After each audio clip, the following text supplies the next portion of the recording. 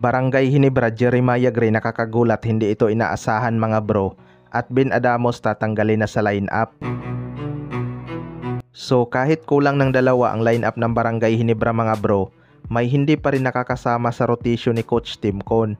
Marami kasi silang undersized center kaya di na nakakapasok itong si Ben Adamos. Pero ayon nga sa source mga bro ay baka tanggalin na sa lineup itong si Ben Adamos kapag nagkaroon na ng legit big man ang Barangay Hinebra. Well, para sa akin mga bro, hindi rin talaga maaasahan itong si Ben Adamos lalo na sa depensa.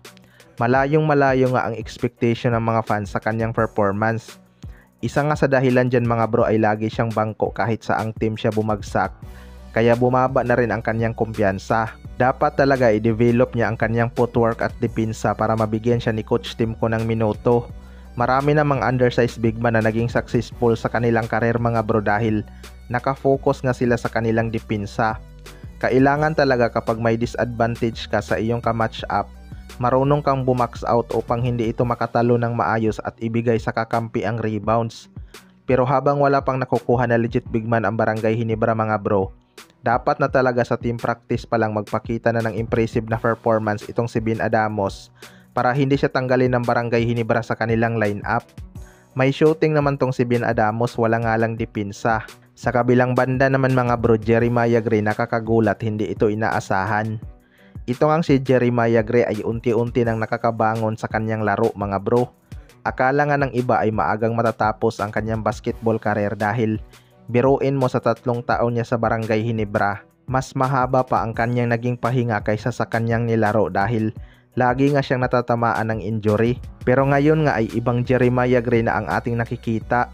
Sumisipag na nga ito sa depensa at mataas na din ang kanyang confidence tumira kapag open. Nag-matured na din talaga ang kanyang laro mga bro dahil hindi na siya basta-basta tumitira lang. Naghahanap talaga siya ng maayos na shot selection. Hindi pa nga lang ganun ka-consistent ang kanyang shooting pero binibigyan naman siya ni Coach Tim Cone ng kumpiyansa. Hindi nga nila inaasahan na babalik pa ang ganyang laro ni Jeremiah Gray dahil ang ibang player mga bro kapag tinamaan ng ACL injury ay bumabagsak ng tuluyan ang laro.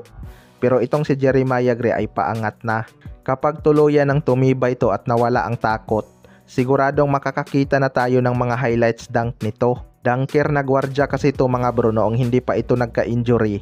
Kaya sana magtuloy-tuloy na ang kanyang healthy na paa upang makita na natin ang kanyang prime. Malaki nga ang expectation sa kanya ng mga fans na mapupunan niya ang iniwang butas ni Jimmy Malonzo. Hindi man ito madali pero sinusubukan naman ni Jeremiah Gray. Kaya abangan na lang natin yan. Kayo mga bro, ano masasabi nyo tungkol dito?